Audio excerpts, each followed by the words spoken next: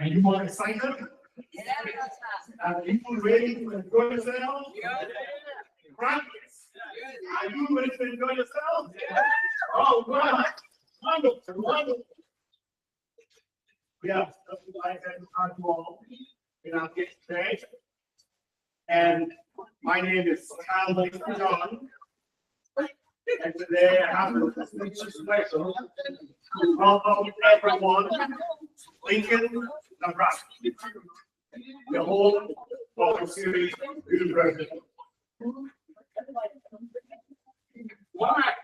One or two. Kick off by saying, please feel free.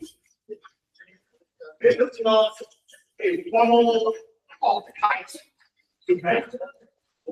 What I said, we want you to relax, enjoy yourselves, and express yourselves. At Oxford University, we believe in the spirit of the movement. I am because we are. I am because we are. And that means that if I don't hear from you, if I don't feel you and experience you, then my time here will be fruitful. So once again, welcome to Oxford University, to our distinguished guests, faculty, and staff, to family members, friends, and well-wishers, but most of all, to those that we are here to celebrate, the inaugural graduates of 2024. Round of applause, please.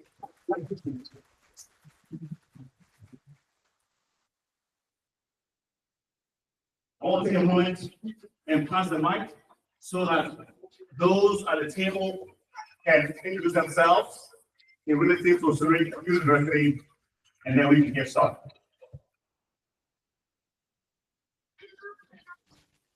Good evening, everyone. I'm Sylvester Orsi. I go by Sil. I am part of the faculty here at Oxford University, and I'm also the president of the foundation. Hi, my name is I'm also elder at the University. I was the JK all from the beginning. The good idea of the top is come to fruition. As a parent, it's always over the fingers from birth to child. First, metaphorical child. Thank you. Good evening and welcome. It's my name is Landa. I'm the contribution with the series. I'm going to go doing the section pages and this project big now. And so the target is looking at mostly also teach and so we waited just to see foundation teaching of that project. Yes, welcome. Thank you very much.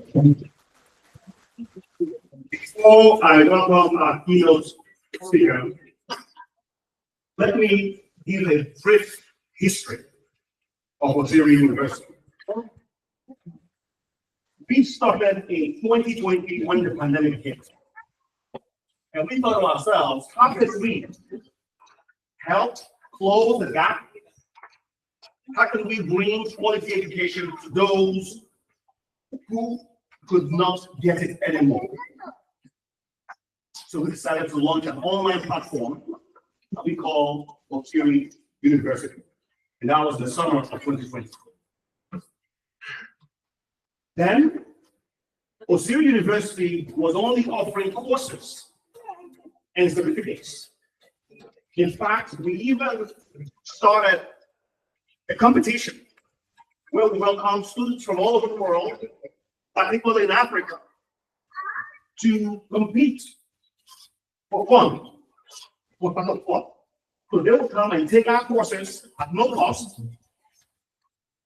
And then the course will prepare them to develop a business plan. After which they competed for the prize money. We did that in 2021, 2022. Then we decided to apply at a degree granting institution right here in the state of Nebraska.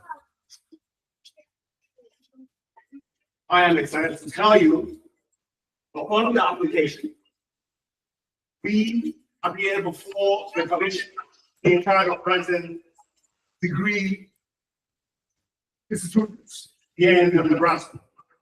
And Osiri University was given authorization to operate right here in Nebraska in March of 2023.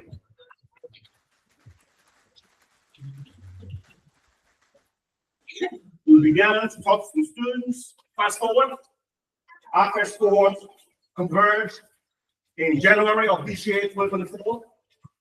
And we told them, hey, I'm going to take a 2-year master's program. We focus on only 2, specifically the MBA in sustainable business leadership and a Master of Science in Data Science and Information Systems. And those students started their journey. But some of them wanted to finish in 1 year, and we give them that time as well. So you are seeing some of the students, some of the very brave students who said, I am going to work hard and finish my master's in 1 year, from January to December. Yes, indeed. Go ahead.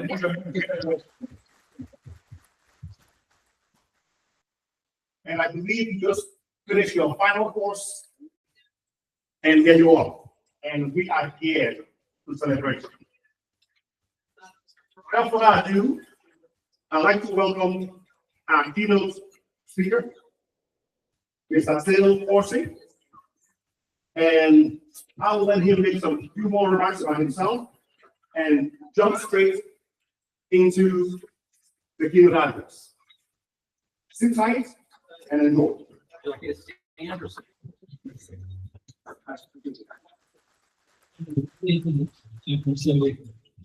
As I said upstairs, my dad is a lawyer. My background is in cross-border transactions, actually.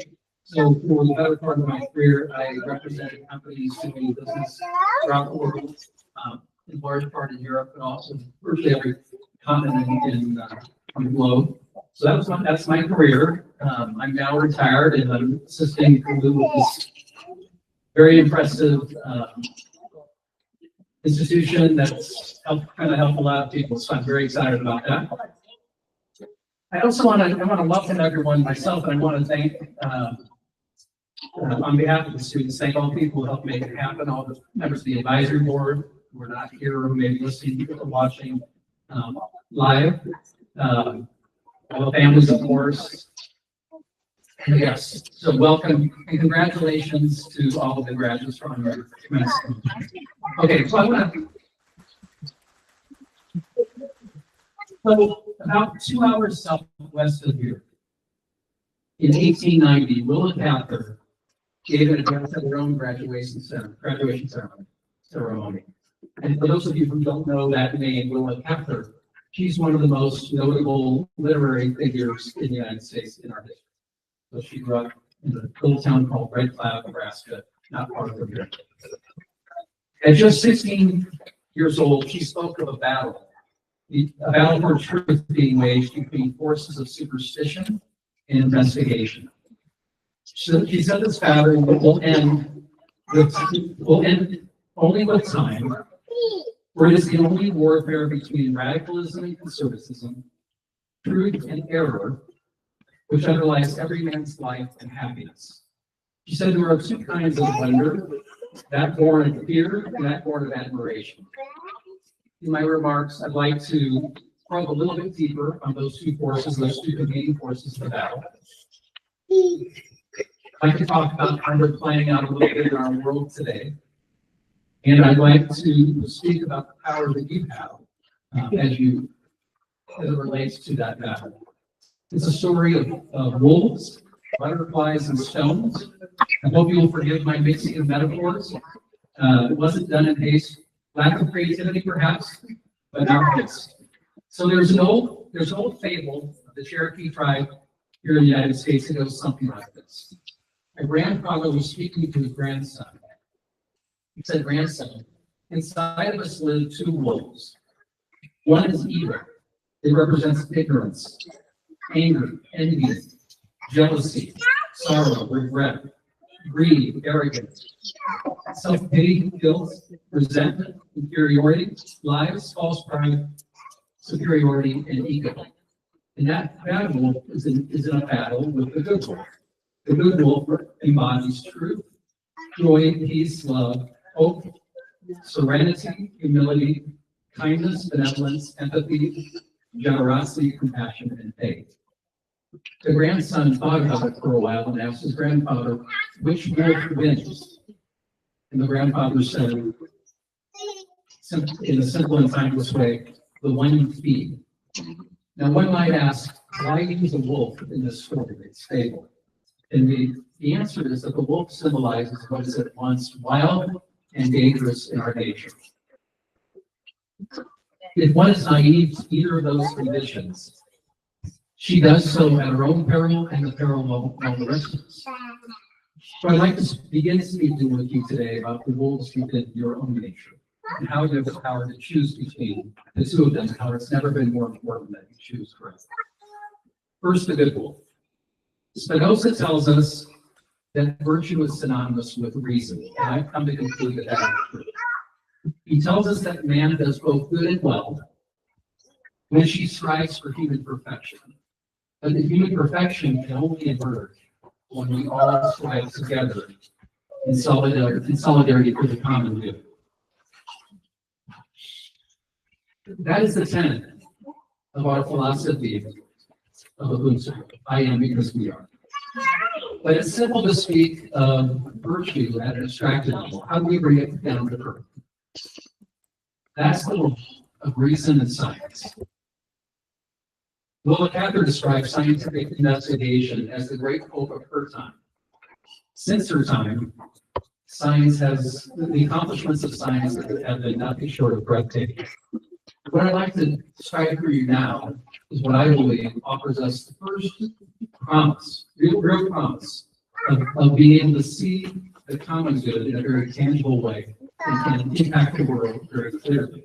So that the sum, the whole truly is greater than some parts. So how do we do it? What am I talking about? Well, physicists are forging beyond deterministic laws. So some of this is a bit technical, but I think it's so physicists are forging beyond deterministic laws and theorizing the universe as a series of self-organizing systems where simple rules generate vast complexity and where new properties emerge.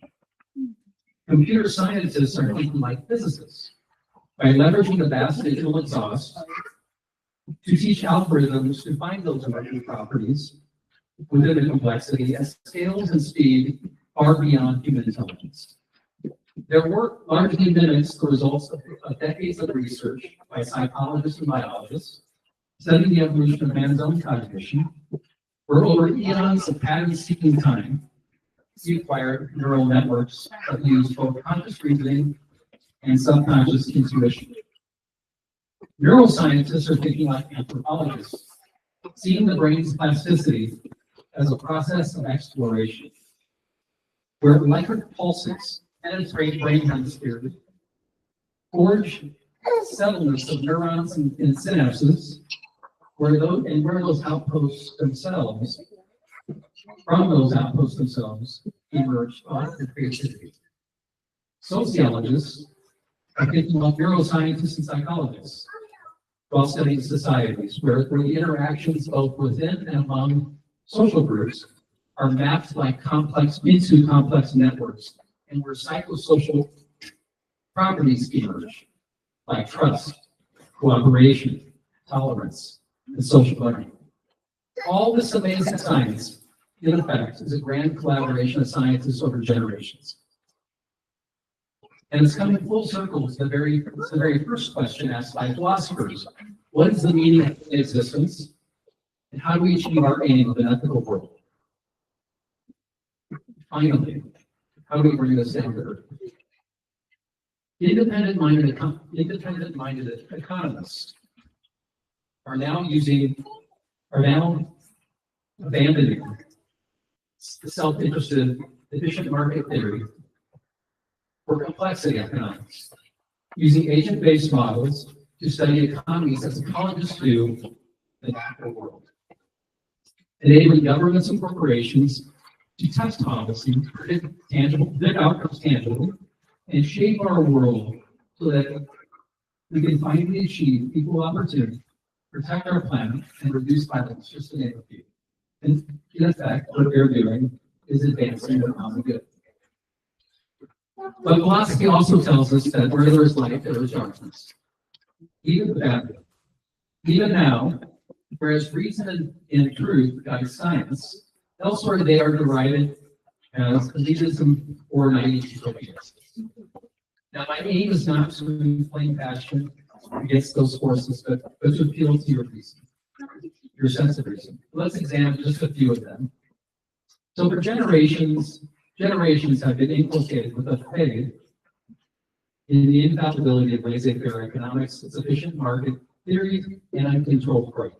All of it is predicated on a simple belief that an invisible hand guides markets, that if enough people act in a self-interested way, well-being will be achieved for all. However genuine the belief of those early advocates were, that faith has been proven to be misguided. In the last 50 years, the theory's dominance, wealth has shifted to the haves and security to the have-nots, and individualism is the new zeitgeist of our time. The planet has been brought to the brink. In my experience, today's advocates, consciously or unconsciously, or subconsciously, largely act from raw self-interest. There is no question that today, the enormous wealth disparity has led to a power imbalance, exercised rarely with overt correction, but no less effectively with the sophisticated influence of lobbying and the donations to political campaigns in large self-interest advocacy groups. In Silicon Valley, even insiders are sober to the reality that social media and new media have abandoned the internet's promise of democratized knowledge for the profits of advertisers who use behavior modification to push us towards consumption, radicalization, and destruction of truth itself. Well, one can go on and on about plastics in the polluter industrial complex, the judiciary, which is strict morality from the law, or the gun lobby, which has now successfully insulated that industry from out-of-control gun lobby. But what matters is what those episodes have in common and what we can learn from them. They are what happens when a society places undue faith in self-interest and not enough responsibility in the common good. And what's absurd about that is that the evidence is overwhelming that virtue, not vice, produces happiness and fulfillment, exactly as World Doctor said. So what do we do in the face of this absurdity? Are we left to despair that what we should do falls far short of what we can do? Does the bad wolf in our world win? If so, does reason not suggest that if you can't beat them, join them? That what we're doing here tonight is just educating you to be better, or steal bad wolves. In his famous book, The Mythicist, Albert Camus sought to answer the question of whether amid the absurdity, life is yet worth living. Sisyphus, of course, was the mythological figure that was condemned by the gods to roll a boulder up a hill each night, only to have it fall back once he near the top of the mountain. All is well. The universe henceforth, without a master, seems to him neither sterile nor futile. Each atom of that stone, each mineral flake of that night-filled mountain, in itself forms a world. The struggle itself towards the heights is enough to fill one's heart. One must imagine Sisyphus happy.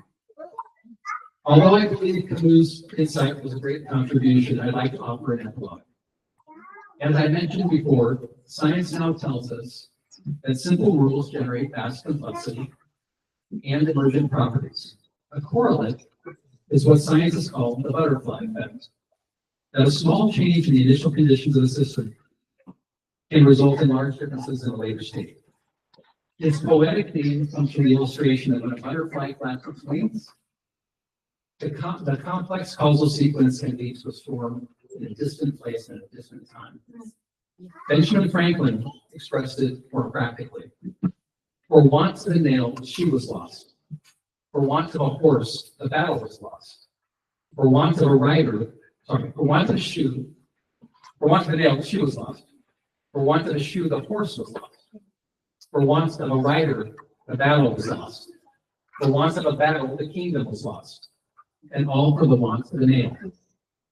So, my friends and graduates, do not despair. Each of us as individuals are not diminished to a tragic struggle, nor must we simply find happiness in it. Every one of our acts, however simple, changes the initial conditions of what our world will become in ways we will never see.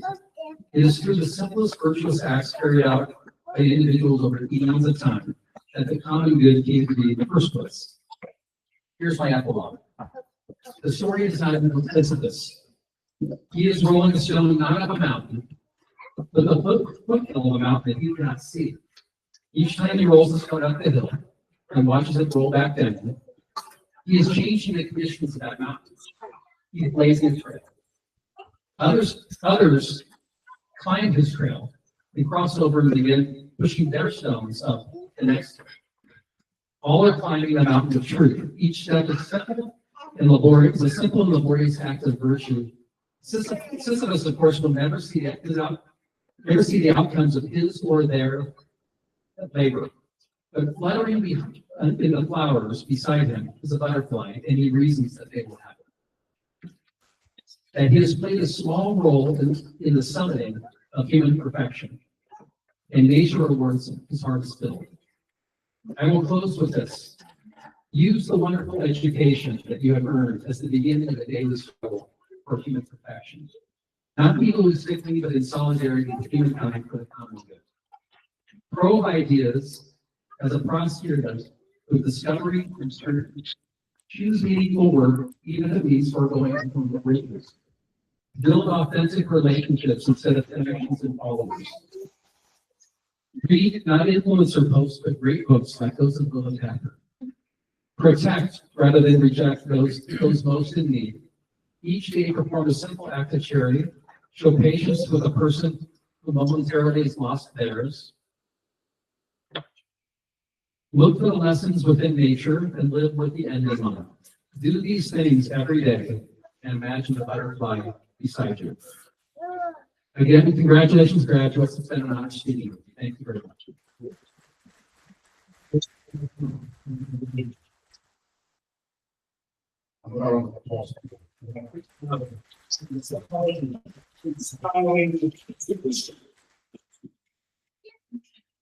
We're going to step into the next phase of this occasion, and that is to give the degree awards to our students. And to do that, I'd like to call upon a very pivotal member of the Australia University community. He is the chairperson of the Elders Council, or what we also call the Board of Governors of Australia University. He's no other than Professor Colin Rice.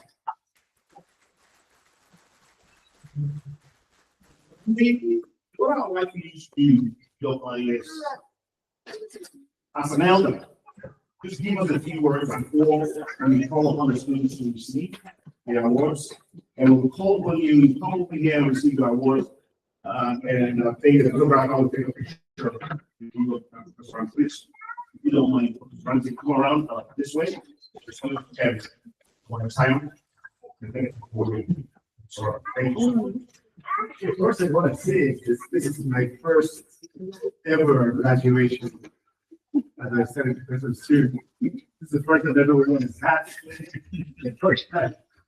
I've never been, I have a bachelor's degree, master's degree, PhD. I've never attended any of those. So JP was showing me how to put it on. So I'm really, this is very important to my activity. Extremely important, as I mentioned before. It's like I'm pretending the worth of being. There's a lot of hard work and struggle. Not sometimes just pushing the stone up the hill. Rolling on our toes several times. So it's just an honor and a privilege and a dream come true, it seems. That's all right. Thank you so much.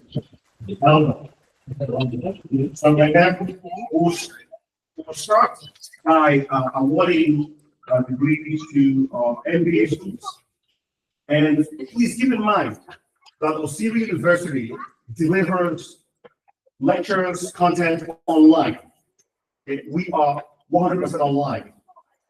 However, for the sake of this graduation, we decided not only to offer an online graduation ceremony, which is going to happen in the later part of this month, but also offer an intimate, in-person graduation ceremony like the one we're having today. And for this intimate ceremony, there are few students who've been able to come. Osiri University attracts students from over 25 different countries. And you can imagine how challenging it can be to actually get visa to come to the US. So we do have some students, even all the way from India, who are here with us today. Wow. And we're excited that they're able to make it. So the point being, you are going to see a few students who will be receiving their degrees, but just know that these students are a cross-section of the approximately 70 students who are actually graduating this year. We're going to start with the MBA and the MBA degree.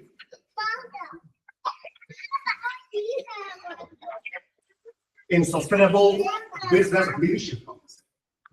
Was welcome Yola, Adejola, Adeyemi.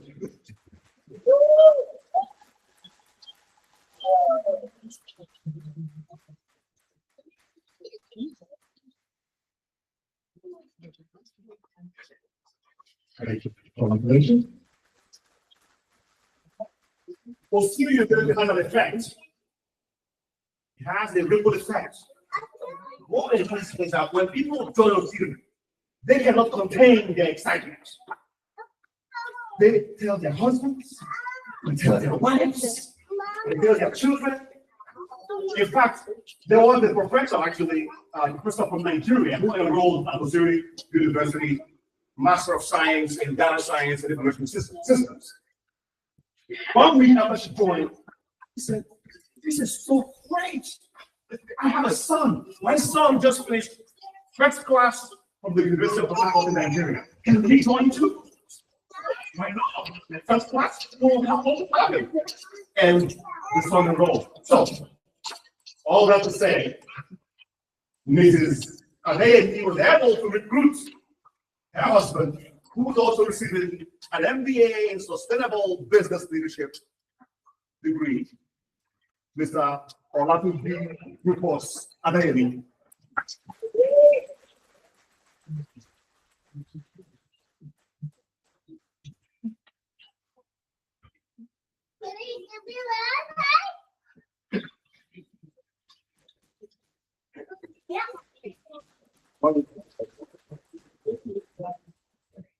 All right. We're making progress.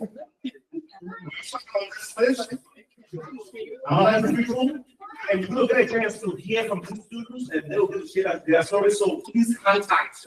All right. The next person receiving their master's degree in sustainable business leadership is Marisa Dalton.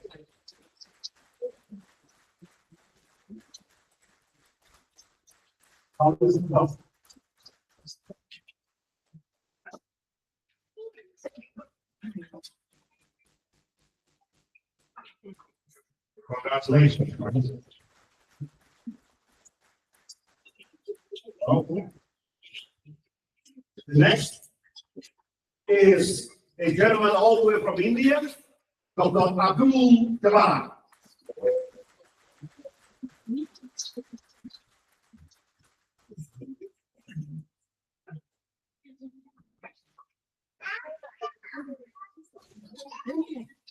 All right, and that does it for.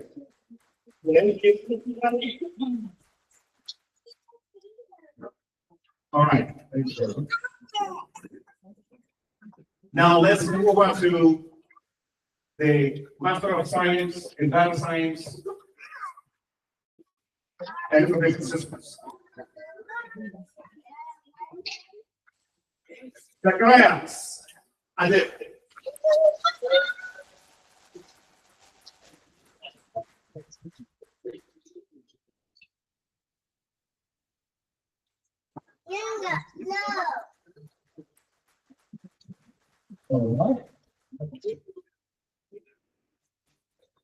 And then, no, let's do something else. We have another ripple effect happening here. So actually, let's go on. Madam,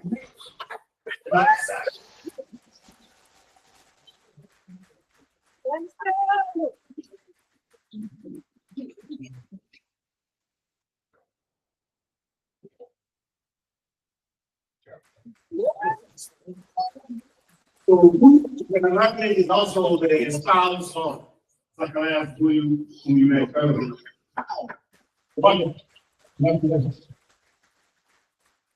And last but not the least,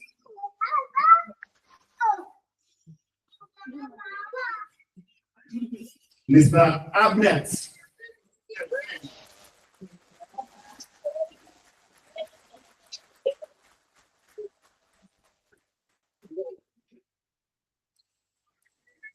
A round of applause for our team.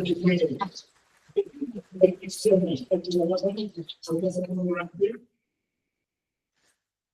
All right. What I want our students to do now is all our students who will receive the diploma, please come on to the stage over here. Come over here. Okay.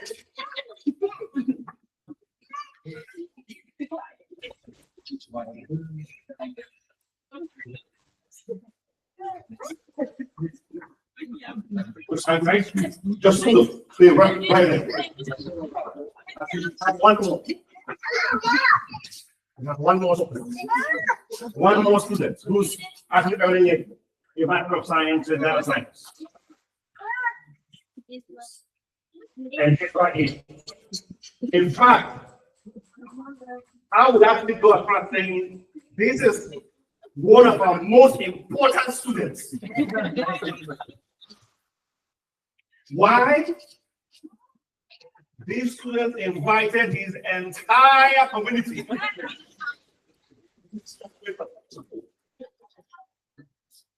And that's why we reserve his for last. In fact, we came to the point that I almost lost his this year. Please join me in welcoming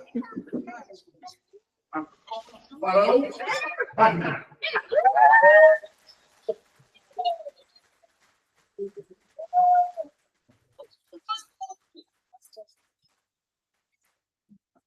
We are very proud of you, very, very proud of you. Oh yes, when we started the thing with RIT sources, you may invite your guests. We did not know that some students took it very seriously. Mr. Wagner invited nearly 20. And we said, how are we going to handle this? But guess what? We are excited for him, and we are so happy for his family members who are here to support him. Congratulations, Mr. Wagner.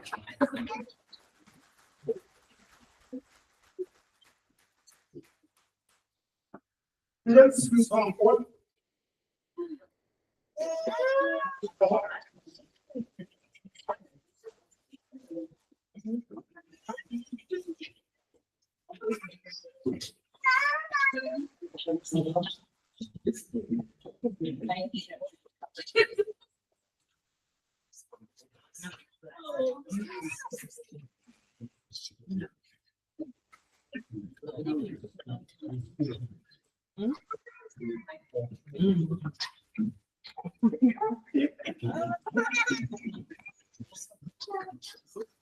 All right, so the students are going to celebrate, is going to receive the prestigious Ubuntu Award.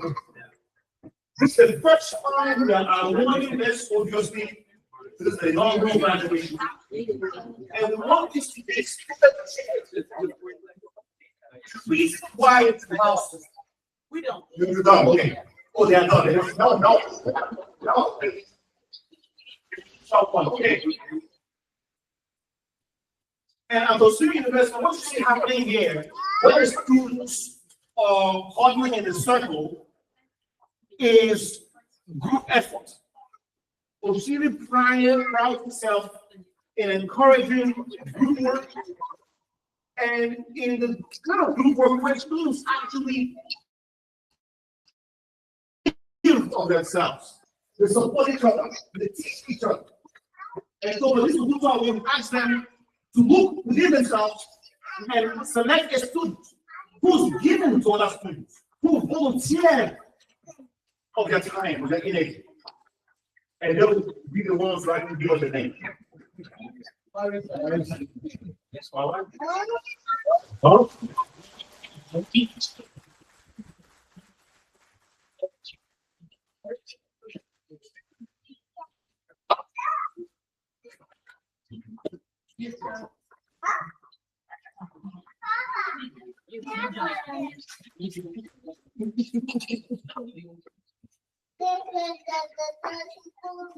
Amazing. Please present the Inaugural Award to Marisa. No.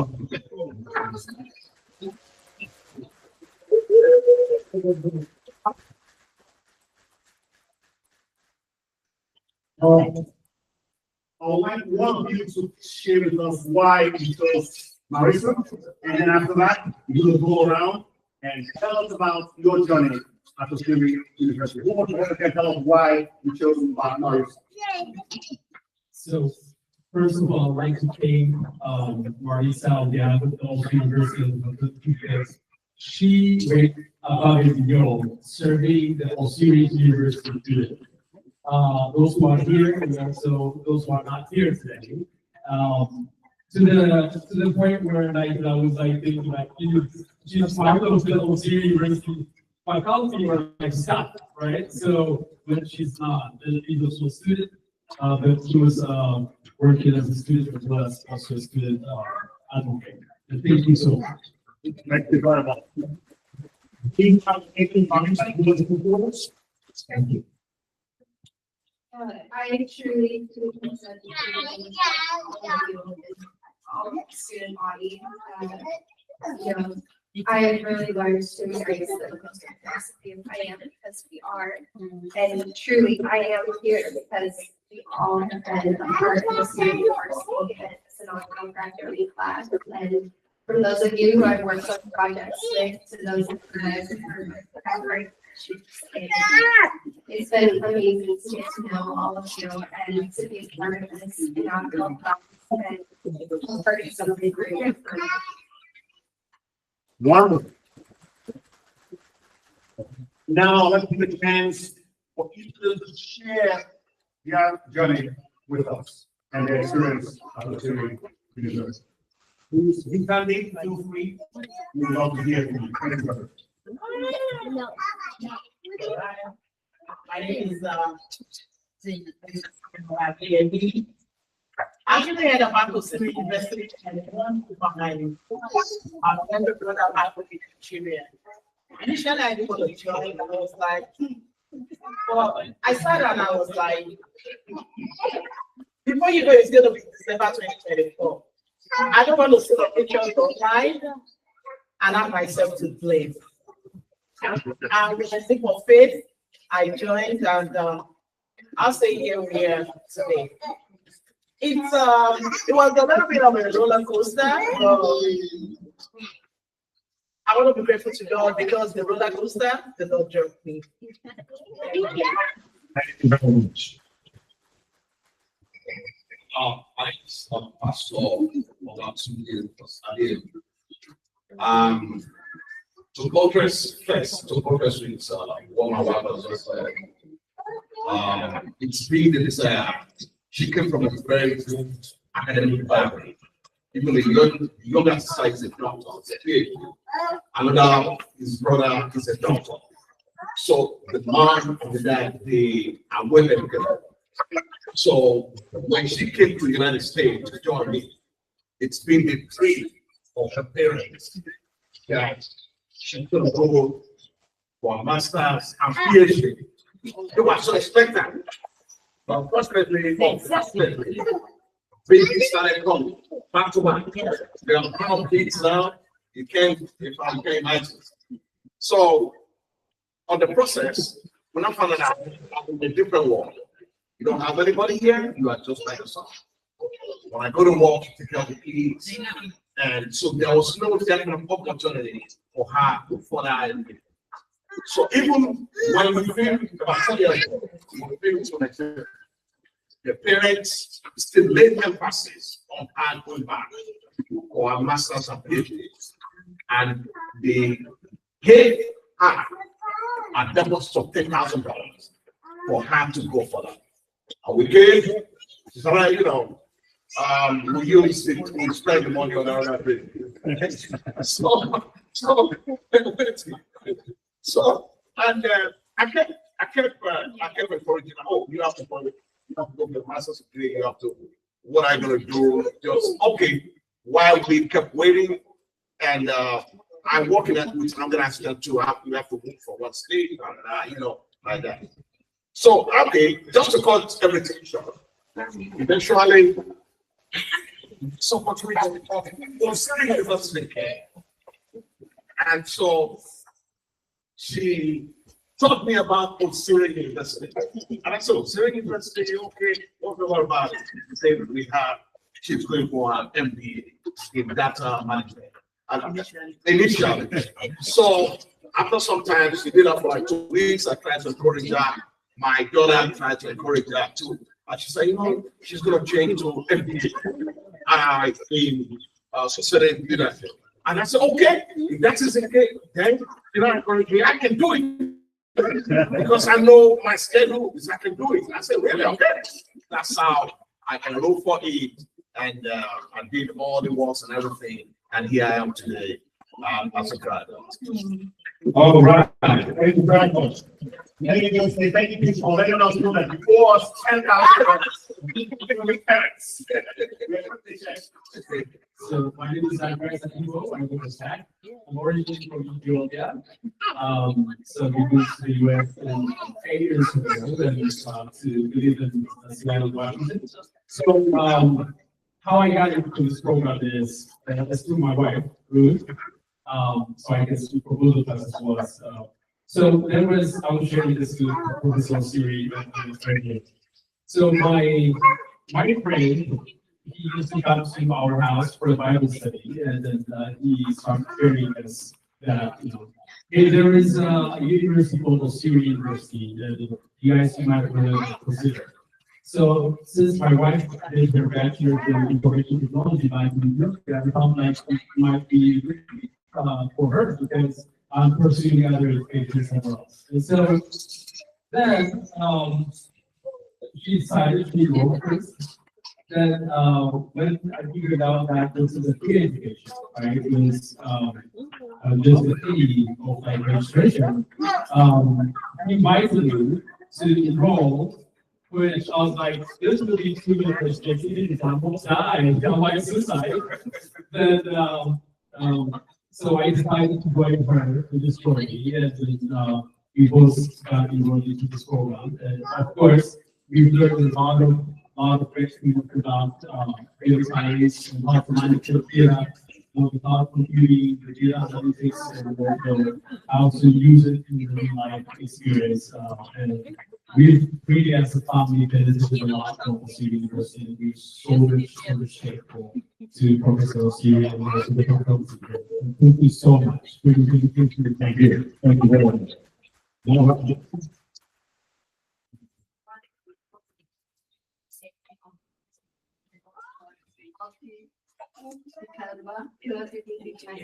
Yes. Congratulations. My name is Ratna. So I've heard about Waziri University from my wife, who met Dr. Waziri at an event. So that's how I started my journey from Waziri University. So we thought that you guys have a data science program, and my plan was to go after my bachelor for a master's degree. What Dr. really wrote there, which thing is written say, and he has selling before. So I said, okay, why not let me try and see how it's gonna be. And that's how I started the university. The staff here are great, professor. They are really kind, and they are there for you if you need help and if you need more explanation. You need from them, whatever you need from them, they are there for you to help you. So we love you and check my right. Thank you.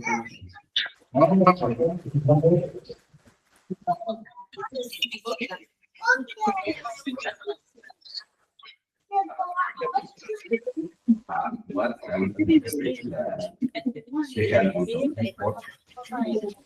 a very translated from this university. We took like about 140 assignments for the exam in attendance. Another 25% are like that. So in the group work, we learn like patients understanding others and clarifying for others. So that is very good. Like the patient very good. So work how to be every lesson. That makes sense.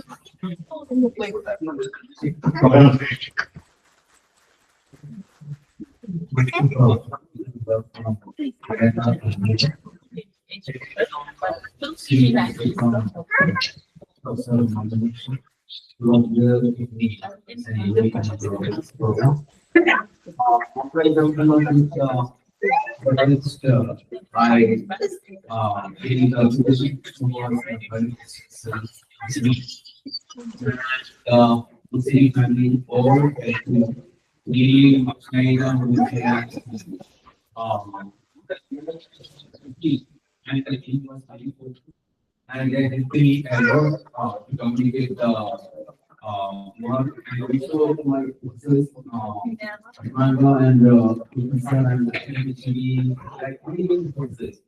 They are very well and very educated and also their purpose much skill is also now like it's not that it was very serious and the Libro, basically I'm a teacher, the Libro I have a lot and also the end of the means we have to do the everyone. There is no governance of one setting to the university. If is there any way to convince? So even then we all need to talk about and also the group work from the intention here. My result is here and why she wrote that she is that much because she did us in a way that she is all leader like that. Okay. So that she's really listening for that we have to see it. Then I want to thankful to my family and also my wife and kids and city for in the States around 48 Delhi. First I applied for that research for the ECU, it's a release process and then once once I applied then they I'm being very important for those university and then that day Kalu research called me and he gave me a strong letter about me and about this university and their campus and I have worked in their university. Anyway, it's a time to and all of you and who are gathered here and all the very wishes. And what to say? Finally, I follow and whatever I gain learning, that all I can advise to others and I follow the knowledge and also what he gave me that all I follow the gratitude from my heart. Once again, thank you all. Thank you. So, Dr. Abdul Jabbar actually went to the US Embassy in India to apply for a visa to come here, of course. And guess what happened? They gave him a whopping 10 years multiple entry visa. And we are very excited for him and we hope this is going to be your last time here. You have so come and see us every year and we'll go back every year and see us. Congratulations. My experience here at Missouri University has been absolutely phenomenal. From meeting students from all around the world, all across the country, and working with highly skilled professors also from all around the world. My experience teaching at top universities has just been the highlight of my academic career so far, and having the opportunity to learn and profess about Ubuntu and the philosophy that we've learned, to be able to spread that among our communities has been amazing. Dr. Mr. Martin touched on the improvement that I've been looking on. I'm looking for things to use a small town outside of Omaha called Benton. And I noticed a gap in our community that we thought needs to be served. And so I set out using what we learned to try and rooted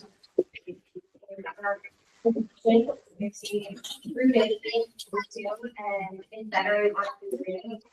The stories that I write about people and events in our not completed. We look for how these people, how the urban resources are.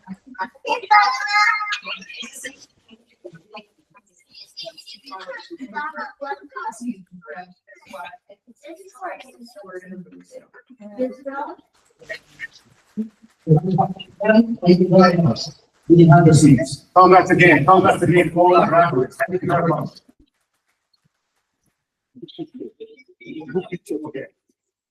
Okay, so we'll take a group picture, right? Please come back with a group picture, right?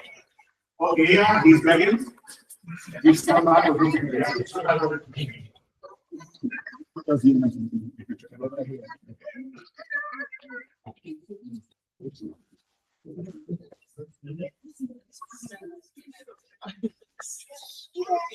Yes. Absolutely, absolutely. They can scare you.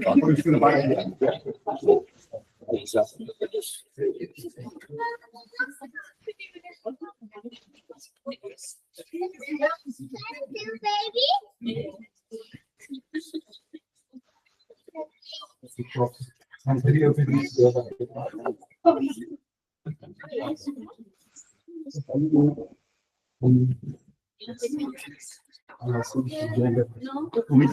so to be the professor. So can you decide how? Yeah, exactly. Yeah, yeah, decide how. Okay. No. No, you decide how. Decide how. Exactly. Okay, let's go.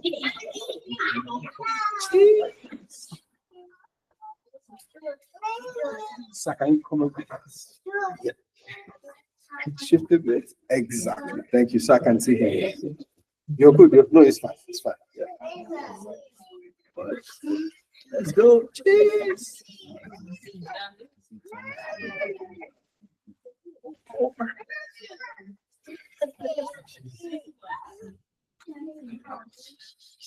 Thank you.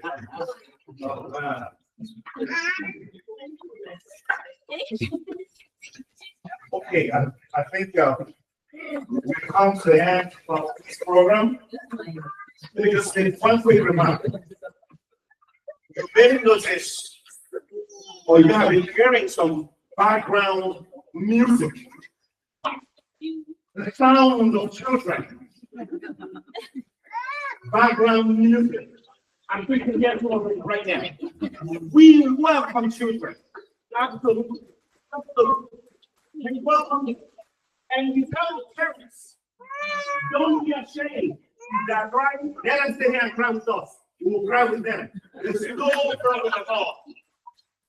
Because we are family-oriented at those series. In fact, we don't have a choice but to be family-oriented. We encourage our students who are wives, who are husbands, when they join Zoom meetings with their colleagues to have group meetings for your projects, sometimes the ladies could be in the background, and that's okay. That is life. So we accommodate that. So we don't want people to feel like, oh, we need to put the babies aside. Oh, no. That is part of this beautiful ceremony. Please, let's clap for the babies who are here. Wonderful, wonderful, wonderful. Thank you so much to our guests who come from far wide to grace this occasion. Thank you to all the family members, to the friends who come here to support, to show the support. Thank you to all those staff members who are working in the background, those who prepare the meal for us to enjoy. Thank you so much. We've even had people who donated. One of our admin members gave some funding. Said, I want to sponsor this meal. I want everyone to eat. But she chose to remain anonymous. So we want to thank that person. We want to thank her so much.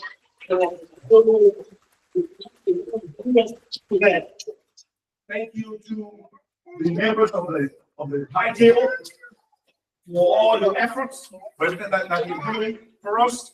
And most especially, thank you and congratulations. You.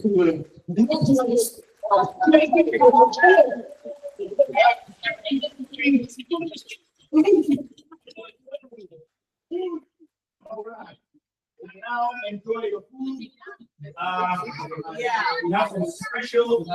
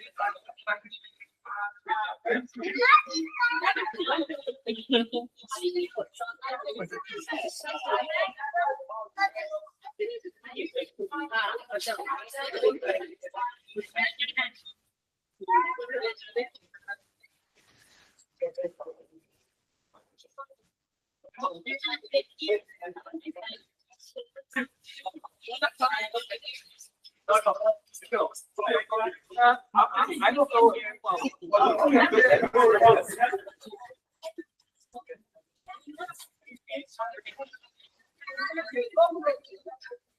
You can go to there.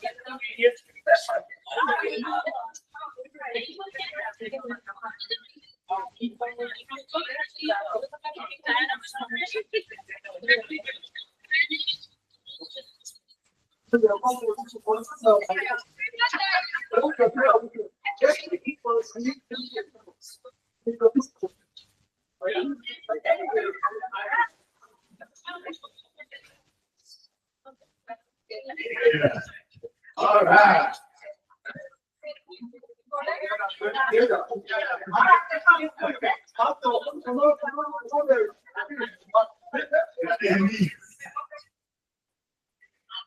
Hold up. Okay.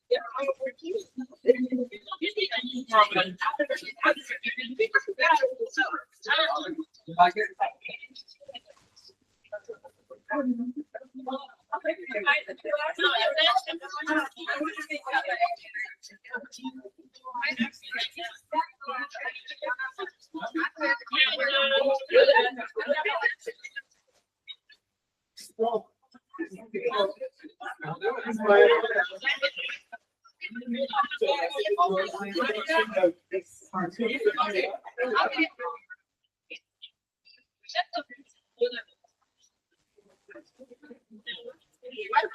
so ugly.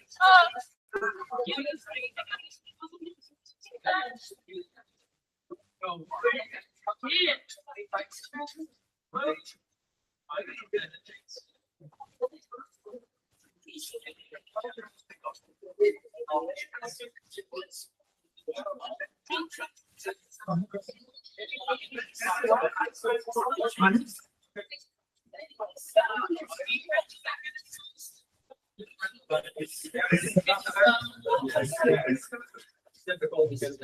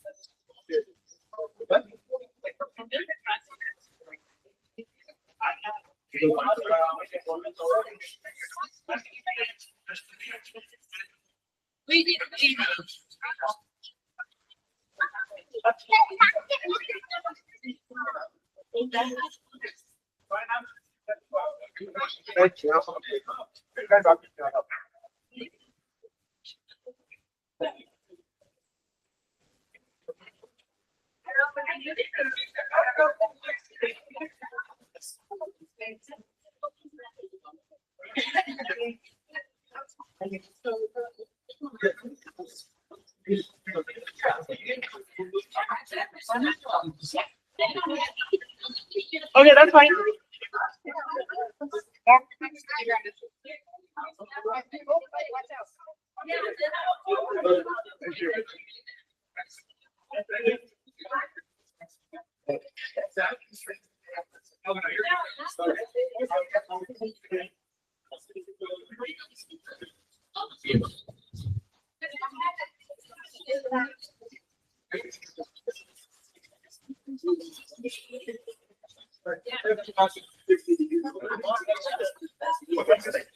So let's get back to the other one.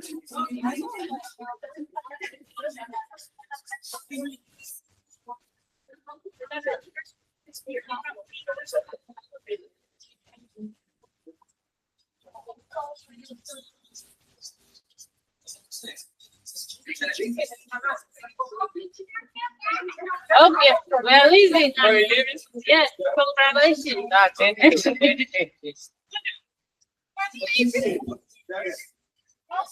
don't know, Sarah's allergies.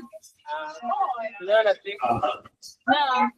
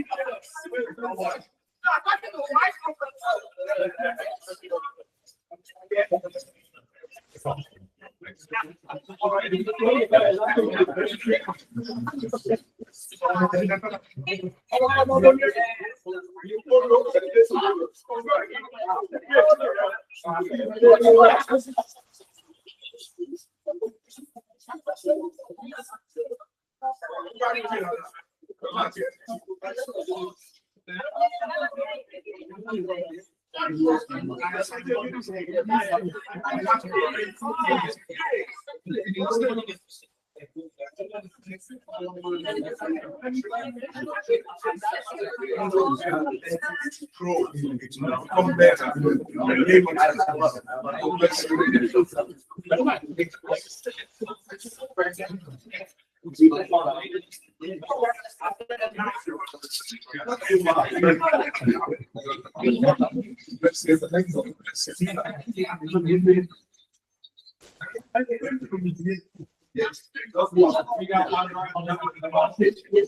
Yes.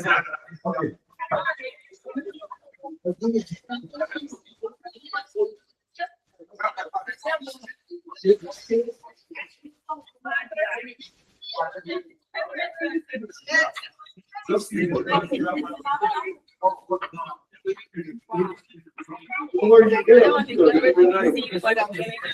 To see all the food.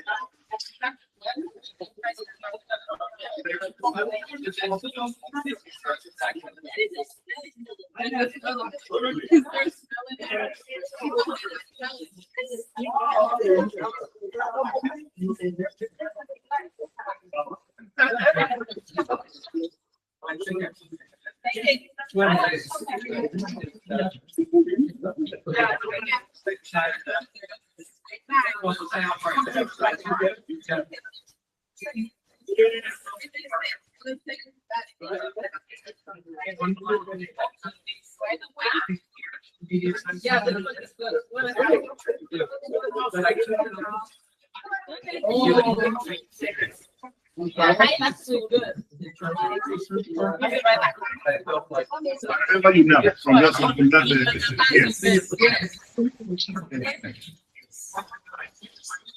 That's my mom. That's what you want.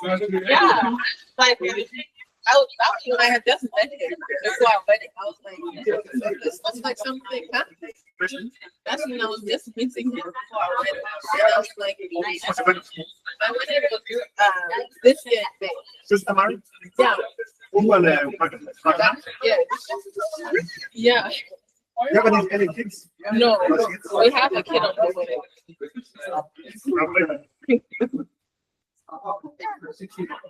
Can you watch my screen?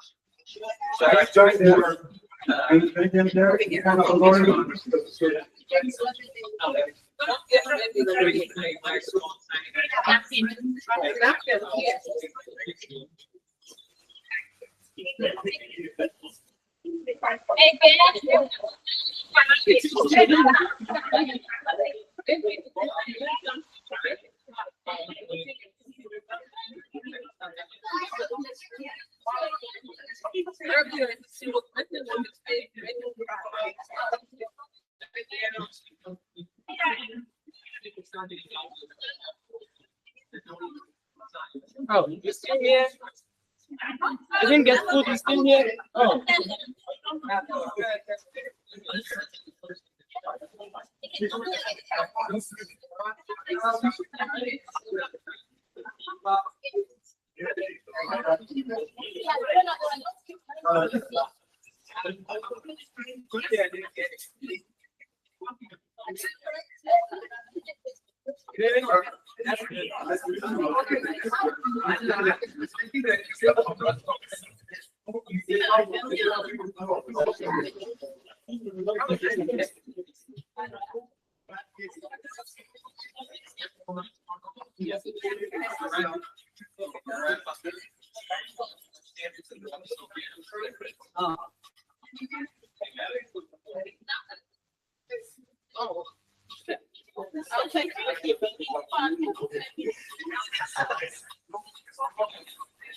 You want to go there and stand with them.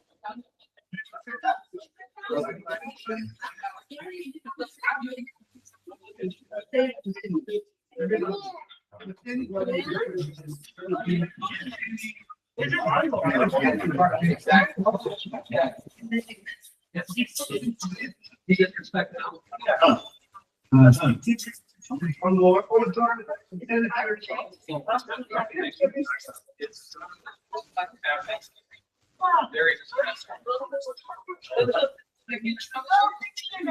Here, go ahead.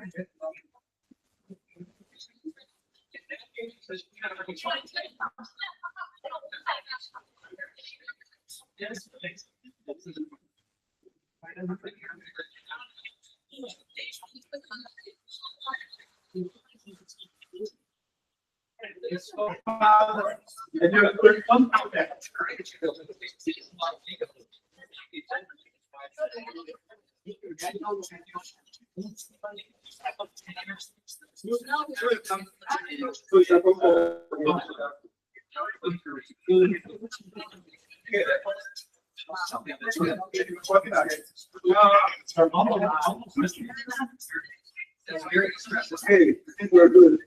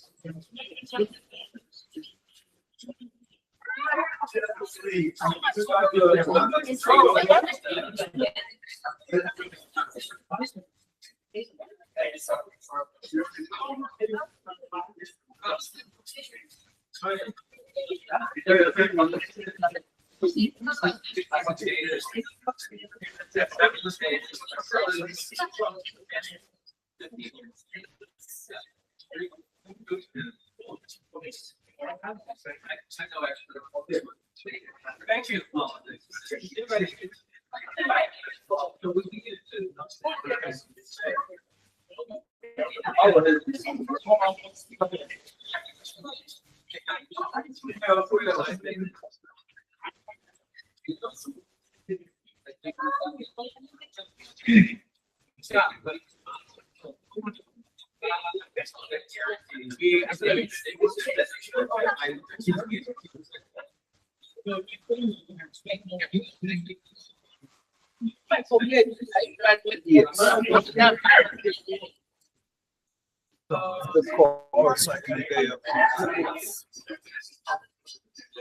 It's on the